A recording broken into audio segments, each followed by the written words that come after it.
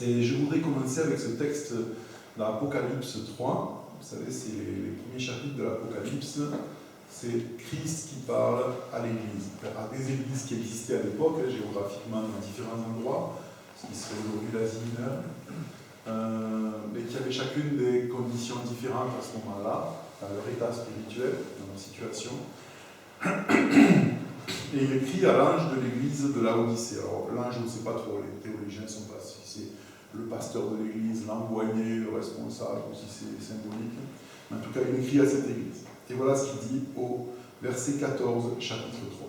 « Voici ce que dit celui qui s'appelle Amen, le témoin digne de foi et véridique, celui qui a présidé à toute la création de Dieu. » C'est Jésus qui parle. Et là, il s'adresse à l'église. « Je connais ta conduite, et je sais que tu n'es ni froid ni bouillant. Ah, si seulement tu étais froid ou bouillant, mais puisque tu es tiède, puisque tu n'es ni froid ni bouillant, je vais te vomir de ma bouche. Tu dis, je suis riche, j'ai amassé le trésor, je n'ai besoin de rien. Et tu ne te rends pas compte que tu es misérable et pitoyable, que tu es pauvre, aveugle et nu. C'est pourquoi je te donne un conseil, achète chez moi de l'or purifié au feu, pour devenir réellement riche, des vêtements blancs pour te couvrir afin qu'on ne voit pas ta honteuse nudité, et un collier pour soigner tes yeux afin que tu puisses voir clair. Moi, ce que j'aime, je les reprends et je les corrige. Fais donc preuve de zèle et change. Voici, je me tiens à la porte et je frappe. Si quelqu'un entend ma voix et ouvre la porte, j'entrerai chez lui, je dînerai avec lui et lui avec moi. Le vainqueur, je le ferai siéger avec moi sur mon trône, comme moi-même je suis allé siéger avec mon Père sur son trône, après avoir remporté la victoire. Que celui qui a les oreilles écoute ce que l'Esprit dit aux églises. Alors c'est un texte qui n'est pas très agréable, sauf si on dit, ah ça parle des autres. Mais quand on pense qu'il est pour nous, ce qui est le cas, en tout cas pour moi, il peut paraître désagréable. C'est pourtant un texte qui est très très utile. Et je voudrais qu'on progresse un petit peu, tout simplement, en décortiquant un petit peu ce qu'il y a dedans. J'ai rien à vous apprendre, donc c'est juste des rappels. Ça commence avec « Je connais ta conduite ». Et pour nous, les chrétiens protestants évangéliques, quand on parle de conduite, on passe de suite aux bonnes œuvres. C'est les autres chrétiens qui pensent que c'est par leurs bonnes œuvres qu'ils vont mériter l'amour de Dieu. Mais nous, on sait que c'est pas ça. Et pourtant, il est écrit « Je connais ta conduite ». Et c'est intéressant parce que, en fait, notre conduite, elle dit la vérité sur ce que nous croyons. Alors, ce n'est pas quelque chose qu'on peut utiliser pour les autres, parce que quand quelqu'un fait quelque chose, j'ai aucune idée pourquoi il le fait ou pourquoi il ne le fait pas. Mais dans ma propre vie, ma conduite, mes actes, mes actions, c'est la vérité sur ce que je crois. Parce que, par exemple, si je dis à ma femme, tu sais, tu es la personne la plus importante du monde pour moi, il n'y a personne qui compte plus que toi, mais j'ai jamais 5 minutes pour faire quelque chose avec elle, pour l'aider, pour l'accompagner, mes paroles, elles sont du vin. La réalité, c'est ce que je fais pour elle. Et c'est vrai pour tout. Et c'est quelque chose qui est important parce que c'est tellement facile de s'illusionner soi-même. Je suis un bon chrétien, je vais à l'église, je donne ma dîme, ou moins, ou plus, ou je fais ci, je fais ça, je suis engagé là, j'ai ma Bible le matin. Mais en réalité, comment est ma vie ? Encore une fois, ce n'est pas un outil de mesure pour mesurer comment sont les autres, mais nous, vis-à-vis de nous-mêmes, c'est quoi la réalité de ma vie avec Dieu ? Quelles sont mes œuvres ? Et bien sûr, Jésus voit derrière nos actions, il connaît nos intentions, notre cœur, nos motivations, etc. Mais je crois qu'il y a un équilibre qui est sain à avoir entre pas juste nos théories sur oui, Dieu, le premier dans ma vie, la gloire, et puis dans la réalité, je lui consacre 0,001% de mon temps, de mon énergie, de mon argent, mes actes disent où j'en suis. Et moi, c'est quelque chose qui m'a interpellé, jamais pour nous accuser. Mais je connais ta conduite et je sais que tu n'es ni froid ni bouillant. Alors là, il y a une petite explication qu'il faut quand même donner du contexte de cette ville-là, plutôt plusieurs choses. Tout d'abord, il faut savoir que culturellement, à cette époque-là, même aujourd'hui, il n'y a pas grand monde qui aime les boissons tièdes, à part moi peut-être. Mais on servait des boissons chaudes ou des boissons fraîches. On ne servait pas de boissons tièdes, ça ne se faisait pas culturellement. Mais surtout, la ville de Laodicée n'avait pas directement de source d'eau potable. Et donc l'eau venait par un système d'aqueduc de plusieurs dizaines de kilomètres. Et donc quand elle arrivait et qu'elle était disponible aux endroits où il n'y avait peut-être pas l'eau dans les maisons, mais où on pouvait la récupérer, elle était tiède. Tiède et ouais, elle allait voyager dans des conduites en pierre, hein, il n'y avait pas les canalisations d'aujourd'hui. Donc c'était une eau qui n'était pas bonne à boire et qui laissait un goût de tiédasse dans la bouche. Là, et donc, c'est pour ça particulièrement qu'à cette église, il y a cette façon d'expliquer qui est donnée. Hein, vous voyez comment c'est quand vous buvez cette eau tiède, bah, c'est l'impression que ça donne quand vous n'êtes ni froid ni bouillant pour Christ. Hein. Et l'idée là, c'est pas de dire qu'il faut être ou froid ou bouillant, c'est juste d'opposer une tiédeur à ce qui est frais ou ce qui est brûlant. Donc le ni froid ni bouillant, il y a ce contexte culturel, mais ça parle de la même chose. C'est l'absence de passion, l'absence de bonne priorité. C'est tout ce qui est le compromis. Et le compromis, c'est pire que être dans le mal, ou être dans le bien, ou être dans la vérité, ou ne pas être dans la vérité. Lorsque je choisis d'être hors de la vérité, lorsque j'agis mal, lorsque je pense mal, et que je sais que j'agis mal ou que je pense mal, ben c'est mal. Mais je sais que, et ça m'arrive, voilà, je sais qu'il faut que je fasse ça, j'ai pas envie de le faire et je fais ça. Et pendant que je le fais, j'ai ma conscience qui me dit c'est pas bien, et puis je sais que c'est pas bien, et puis tôt ou tard, ben, il va falloir que je confesse le fait que j'ai mal agi. Si j'ai touché les hommes, ben, je leur dis, mais si c'est devant Dieu. Mais le tiède, c'est terrible, parce que je dénature la vérité, mais de façon à ce qu'elle ait l'air quand même acceptable. Et la tiédeur, c'est ce qui a engendré la religion et la religiosité. C'est rendre respectable le christianisme. Ce que Jésus est venu amener n'était pas respectable. C'est pas quelque chose, c'est pas un message facile, c'est pas quelque chose qui est confortable d'une certaine façon pour la nature humaine. Il était plein d'amour, c'était incroyable, mais il était aussi très tranchant. Souvent, j'utilise cette image en disant Jésus dans la Bible est présenté comme le lion et l'agneau. Le froid et le bouillant, ça pourrait être le lion et l'agneau. Et nous avons fait un bon berger allemand bien dressé. Pas un lion, parce qu'un lion c'est sauvage, c'est trop agressif, ça fait peur, c'est brutal. Pas un agneau, parce que l'agneau c'est sans défense, c'est pas ça. Hein. Un berger allemand bien dressé, ou un bon chien de garde bien dressé, là, entre les deux. Et ça, c'est la tiédeur. Jésus dit, je suis le lion et je suis l'agneau. Je suis tout puissant et je suis celui qui donne ma vie. Le froid et le bouillant. Et dans la parole de Dieu, la vérité est toujours présentée de cette façon-là. Je ne sais pas pourquoi, mais Dieu l'a voulu comme ça. C'est peut-être une expression de sa nature. Hein. Il y a cette chose-là à 100% et cette chose-là à 100%. Et les deux sont côte à côte et elles nous paraissent pas conciliables, mais elles sont comme ça. Si on lit les Écritures et qu'on ne veut pas les déformer ou les rendre acceptables par le système humain, la Bible nous dit que Dieu est souverain à 100%, et puis elle nous dit que l'homme est responsable à 100%. Comment c'est possible? Je ne sais rien. Alors on invente des systèmes théologiques qui permettent de faire de l'eau tiède.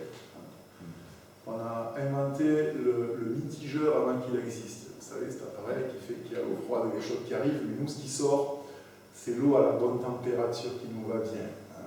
Et puis, on est comme ça avec la vérité. On a installé des mitigeurs dans notre compréhension de la Bible, et puis on s'arrange pour que, pas trop froid, pas trop chaud, quoi. Juste la température que je veux qui me convienne. Parce que l'eau brûlante, c'est pas, oui, ça brûle. L'eau glacée, c'est froid. Et voilà. Donc la tiédeur, je pense, c'est un de nos ennemis les plus violents dans nos pays, parce que justement, le contexte nous y encourage. Même si nous ne sommes pas riches, il y a peu de risques qu'on meure de faim. Alors oui, on peut tomber malade, on le voit avec cette maladie, mais on est quand même assez bien soigné. Et oui, il y a des gens qui qui meurt, mais on a des assurances, on a à peu près tout ce qu'on peut avoir sur Terre. Et ça nous donne une fausse assurance, et puis ça nous amène à rechercher, on est croyant, on ne va pas vivre comme des gens qui ne croient pas, mais on ne va pas non plus être des fanatiques, il faut être raisonnable. Et puis on essaie de trouver un équilibre, quelque chose qui soit confortable, une bonne pantoufle bien, qui est déjà un peu ramollie, qui a pris la forme du pied, c'est pas tranchant. Et ensuite, il y a cette phrase qui, moi, elle m'a souvent et gêné, et choqué, et embêté, puisque tu n'es ni froid ni bouillant, c'est Jésus qui parle, je vais te vomir de ma bouche. Pas cool, quand même, pas sympa. Jésus, franchement, moi je croyais que tu étais amour, que tu nous aimais, dire des choses pareilles, c'est un peu violent. Mais justement, je ne veux pas faire ce que je dis qu'il ne faut pas faire, je ne veux pas atténuer cette déclaration-là, elle est là. Mais j'aimerais qu'on la comprenne, il me semble, de la bonne façon. C'est qu'en fait, lorsque je suis tiède, je m'éjecte de la présence de Christ. Parce que j'ai souvent dit, la vérité, personne ne la possède en tant qu'humain. La vérité, c'est Christ. Et on essaie de lui appartenir. Et souvent, j'ai dit, la vérité, c'est comme un fleuve. Et puis, on a un pied dedans, on a les deux pieds dedans, on nage dedans, ou on est dehors. Donc, des fois, on la rejoint, des fois pas, mais elle n'est jamais à nous. Personne ne détient la vérité. Et être vomi de la bouche de Christ, c'est être incompatible avec l'eau et ça fait que je sors. Une autre image, il y a peu de temps, en bricolant, je me suis rempli une écharpe dans la main et malgré tous mes efforts, cutter, épingle, aiguille et tout, je ne suis pas arrivé à le sortir. Alors, ça m'énervait, ça s'infectait un peu. Finalement, j'ai laissé passer et je savais ce qui allait se passer. Notre corps est prévu pour éjecter les corps étrangers. Petit à petit, hop, ça remonte et puis à un moment, elle sort toute seule. Lorsque je vis dans la tiédeur, il y a une incompatibilité avec la nature de Christ qui fait que je suis séparé de lui. C'est pas qu'il dit, oh, tu n'es pas assez bien, je te vomis.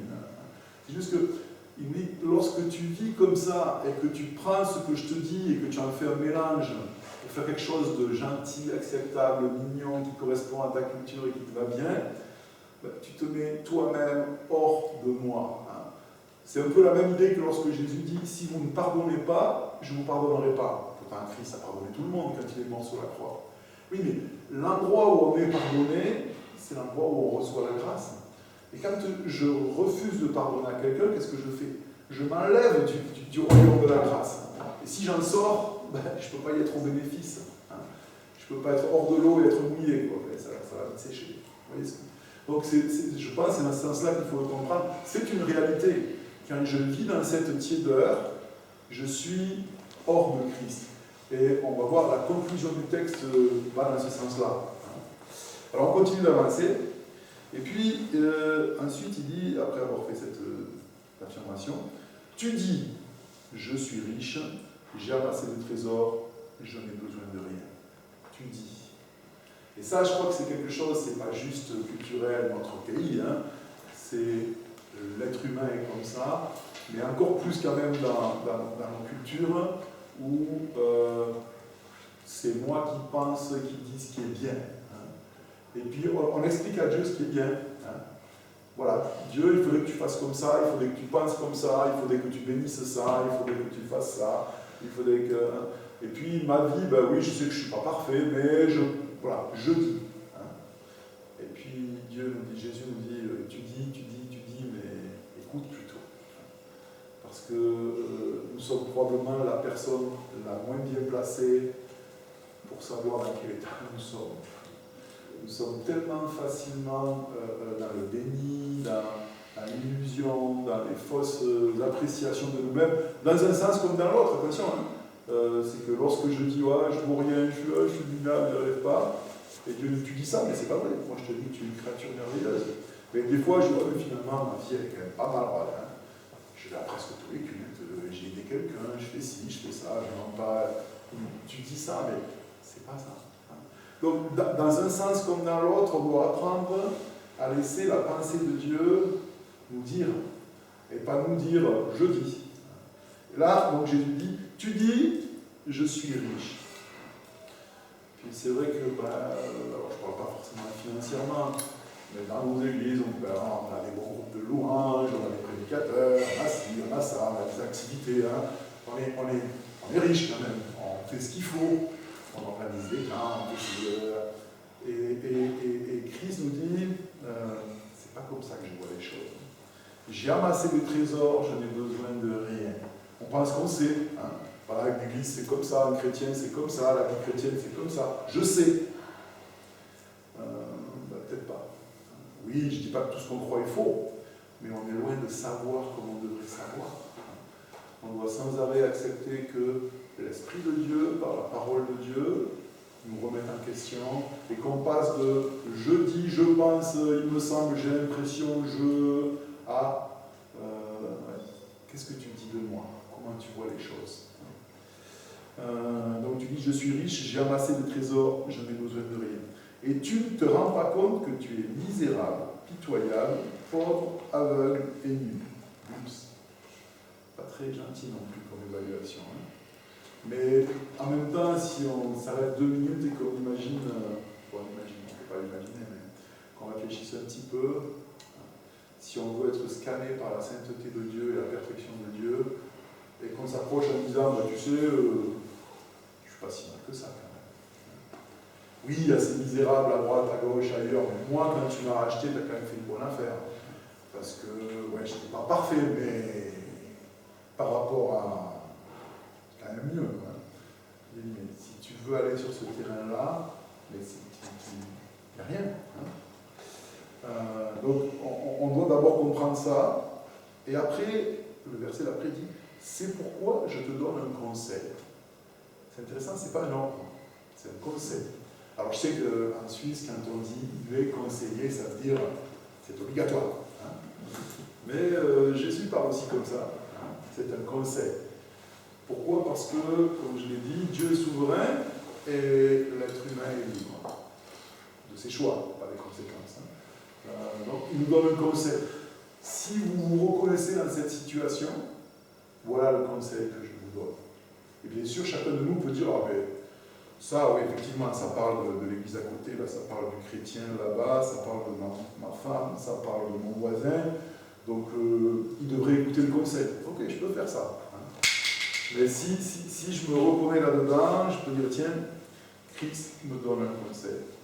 Achète chez moi de l'or purifié au feu pour devenir réellement riche.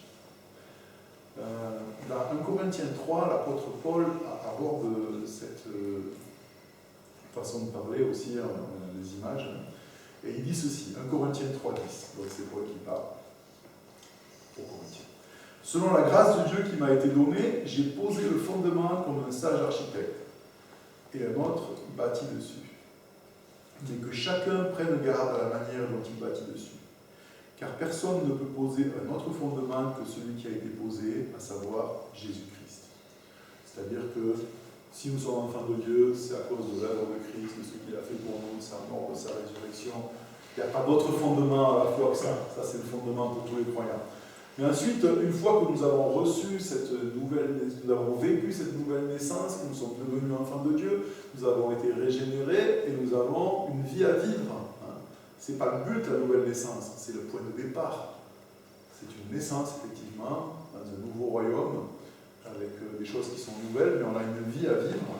Et Paul dit que chacun... non, on ne peut pas poser d'autre fondement. Ouais. Si quelqu'un bâtit sur ce fondement avec de l'or, de l'argent, des pierres précieuses, du bois, du foin, du chaume, l'œuvre de chacun sera manifestée, car le jour la fera connaître, parce qu'elle se révélera dans le feu et éprouvera ce qu'est l'œuvre de chacun. Si l'œuvre bâtie par quelqu'un sur le fondement subsiste, il recevra une récompense. Si l'œuvre de quelqu'un est consumée, il perdra sa récompense. Pour lui, il sera sauvé, mais comme au travers du feu. Ce texte ne dit pas donc qu'il y a des gens qui vont perdre leur salut ou être sauvés ou pas sauvés. Tout simplement, il nous dit que sur le fondement qui est offert par Christ pour être reconnecté à Dieu, hein, ce qu'on appelle le salut, la nouvelle naissance, là-dessus, chacun de nous construit. Et on construit avec des matériaux qui sont éternels ou pas. Hein. L'or, l'argent, les pierres précieuses, c'est des choses qui, on les passe par le feu, même si leur fond, mais il ne disparaît pas. Quoi. Alors, ça peut changer sa forme. Alors que le bois, la paille, le chaume, donc le torchis qu'on peut construire, ben, ça passe par le feu, ça brûle.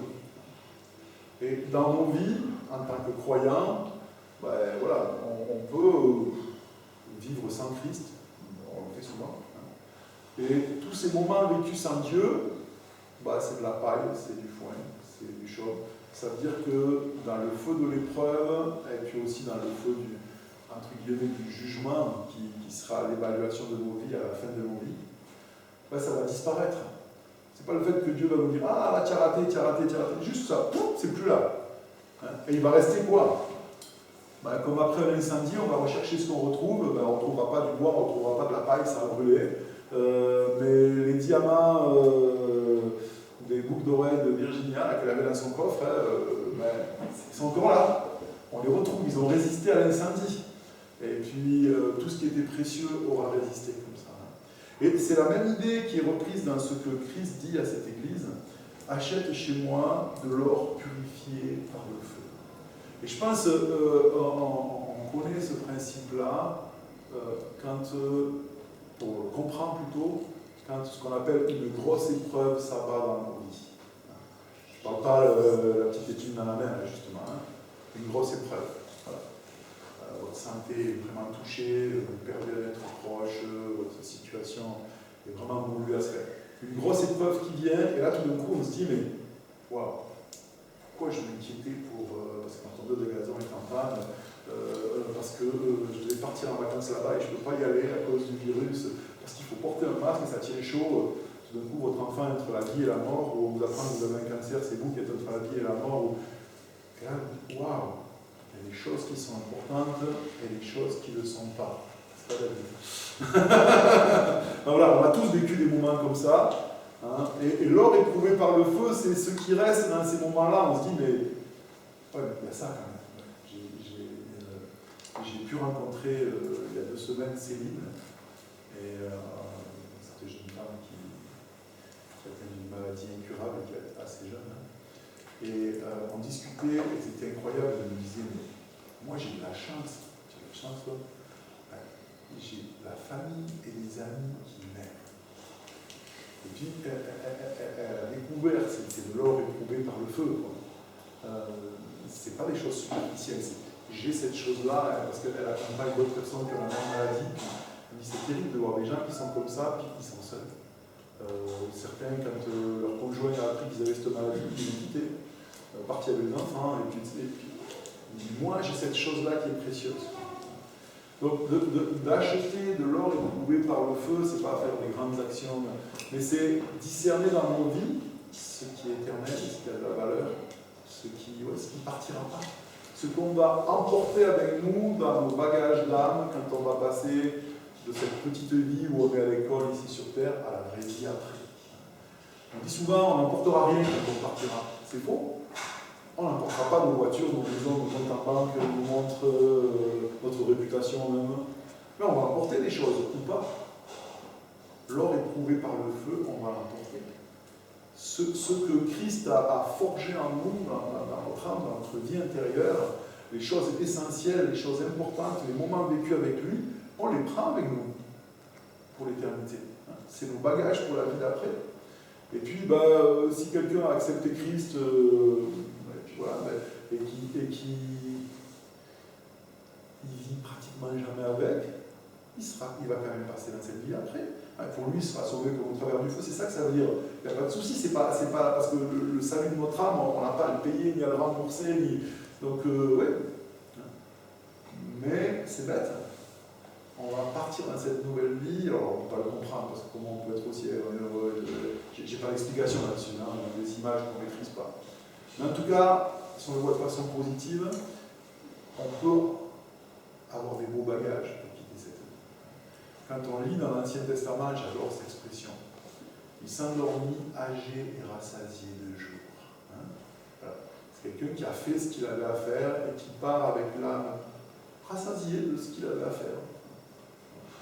Et c'est comme ça que Christ nous encourage à vivre. Alors, de l'ordre des pieds dans le feu, des vêtements blancs pour te couvrir.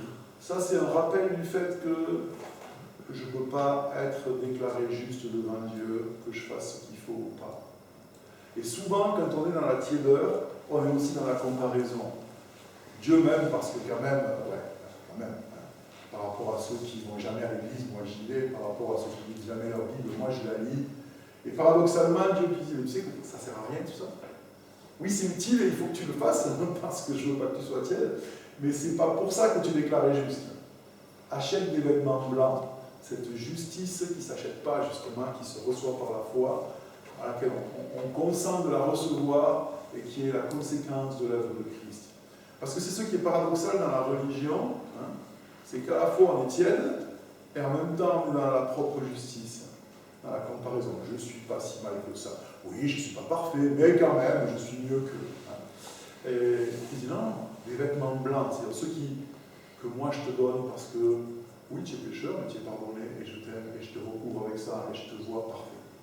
Donc, l'or purifié au feu, les vêtements blancs, et un collier pour soigner tes yeux afin que tu vois clair.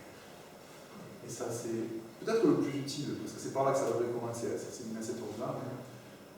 Dans l'Évangile, Jésus dit, hein, si ta lumière est ténèbres, combien seront grandes tes ténèbres. Si ma façon de voir, de concevoir, de réfléchir, de penser est fausse, elle est mélangée, elle est tiède, alors tout le reste est faux, quoi. Parce que quand je crois une chose qui est fausse, je peux être sincèrement satisfait de ce que je fais et je suis dans l'erreur. Et c'est pour ça que j'ai besoin, chaque fois que je viens devant la parole de Dieu, de venir en disant à Dieu, je ne sais pas, et toi tu sais. Ça fait des années que je lis la Bible, que je l'étudie, etc. Tout, mais naturellement, quand j'arrive par exemple sur ce genre de texte-là, comme on lit aujourd'hui, je vais sauter, et puis je passe à celui d'après qui dit Dieu est amour et il nous aime, parce que oui, mais il y a ce texte-là aussi, et il y en a d'autres. Hein. Et c'est un tout, et il n'y a rien qui est en contradiction. Mais j'ai besoin sans arrêt de demander à Dieu de rectifier ma vision, parce que naturellement, je ne vois pas bien, c'est comme ça. Moi, ce que j'aime, je les reprends et je les corrige. Alors, ça non plus, on n'aime pas. Mais c'est important de comprendre ce que c'est être repris, être corrigé. C'est très différent de ce qu'on appelle une punition. Une punition, c'est tu as mal fait et tu vas payer. Donc, par exemple, dans le système judiciaire de mon pays, je commets une infraction, et parce que j'ai commis cette infraction, je dois payer. Alors, je paye une amende, je paye avec un séjour en prison. Et c'est pour ça qu'on dit que quand un prisonnier sort de prison, il a payé sa dette à la société. Mais avec Christ, il n'y a pas de punition. La punition, elle est tombée sur Christ. Donc le paiement, il a été effectué pour tout. La correction, c'est autre chose. Corriger, c'est ramener dans le droit chemin. Mais ce n'est pas pour faire payer, c'est juste parce que tu es en train de partir dans le mauvais. Et en même temps, vu que c'est un conseil, à moi de voir si je ne veux pas prendre cette correction dans ce sens-là. Parce que nous, c'est vrai que le mot correction et punition, ils peuvent être synonymes dans certains cas ou dans notre compréhension. Mais là, c'est totalement différent. Moi, j'aime bien l'image qui m'aide, c'est quand on dit corriger la trajectoire. Voilà. Il y a une fusée qui part, et puis elle doit aller quelque part, mais en route, elle ne va pas tout à fait où il faut. Puis il y a des petits moteurs qui s'allument et qui font pour corriger la trajectoire. C'est ce qu'on fait quand une voiture est en train de rouler, et puis avec le volant, surtout si on va vite, on corrige la trajectoire. Et c'est pour ça que Dieu dit, mets-toi en marche avec moi, et parce que je t'aime, accepte que de temps en temps, je passe la main par-dessus ton épaule sur le volant et je fais un petit pouf, pouf. Parce que là, tu es en train de partir dans les bandes blanches, quoi. Et puis après, il y a la barrière, tu vas rentrer dedans, ça fait mal. Donc je corrige et je reprends ce que j'aime. C'est un acte d'amour. Et c'est surtout pas pour faire payer. Et quand il nous tombe une tuile sur la tête, c'est pas une punition, parce que ce qu'il y avait à payer a déjà été payé. Et ça, c'est important que ce soit ancré en nous. Fais donc preuve de zèle et change. Et ça, c'est aussi une phrase piégée. Piégée par nos mauvaises lunettes de la lecture de la Bible. Parce que quand on voit change, on pense immédiatement, si on est chrétien depuis longtemps, à ce qu'on a entendu dimanche après dimanche ou mercredi après mercredi, quand il y a un sermon sur comment Jésus est, etc. Et maintenant, à vous de le faire. Change. Et ça, c'est terrible. Parce que si on était capable, après avoir entendu ce qui est bien, de le faire, le Christ ne serait pas venu. Moïse aurait réussi. Ça serait réglé depuis longtemps. Alors, il y a ceux qui ne voudraient pas changer, ok. Mais pour tous ceux qui se voudraient sincèrement changer, il suffirait de leur expliquer, tu vois, voler c'est mal, et ne pas voler c'est bien. Dire être gentil c'est bien, être méchant c'est pas bien. Et quand on aurait expliqué ça aux gens, et on leur dirait change, ceux qui seraient de bonne volonté changeraient, et le monde serait parfait. Et John Lennon aurait raison, ça serait joli. Mais c'est pas possible. Ce que tout l'Ancien Testament nous explique, c'est que de connaître ce qu'il faut faire, c'est important, parce que c'est la sainteté de Dieu. Et Paul le développe de long en large. Je sais ce qui est bien et je ne peux pas le faire. Et je sais ce qui n'est pas bien et je le fais quand même. Avant tout le temps, heureusement. Donc, change, encore une fois, quand on lit ce change, on doit mettre les bonnes lunettes ou jeter les fausses, comme vous voulez, mettre du collier dans les yeux. Ça ne veut pas dire maintenant fais des efforts pour. Non.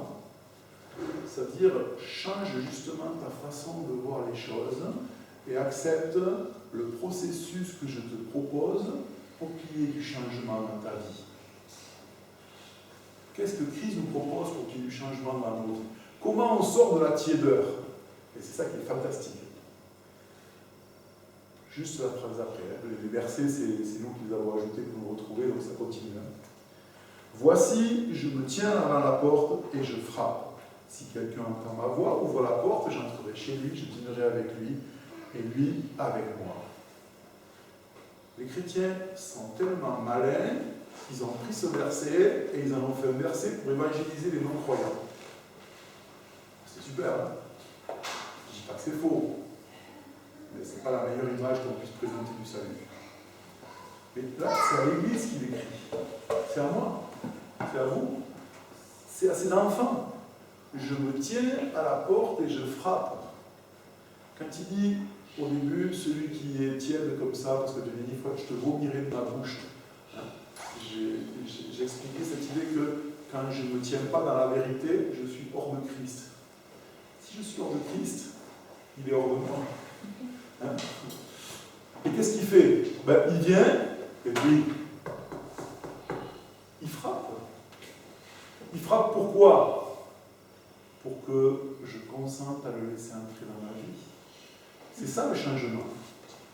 Change, c'est pas fais des efforts pour ne plus être comme ci, comme ça. À partir de demain, je ne vais plus être tiède, je vais être brûlant.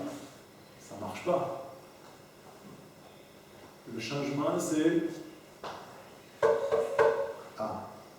Christ veut entrer chez moi. Seigneur, oui, je suis tiède, oui, je suis comme ça, oui, je suis mal habillé, oui, je suis tout nu, oui, j'y vois pas bien. Entre. Je consens à te laisser entrer dans ma vie. Et là, il y a ce miracle qui se passe que je ne sais toujours pas expliquer, mais j'espère que vous savez de quoi je parle parce que vous le vivez aussi.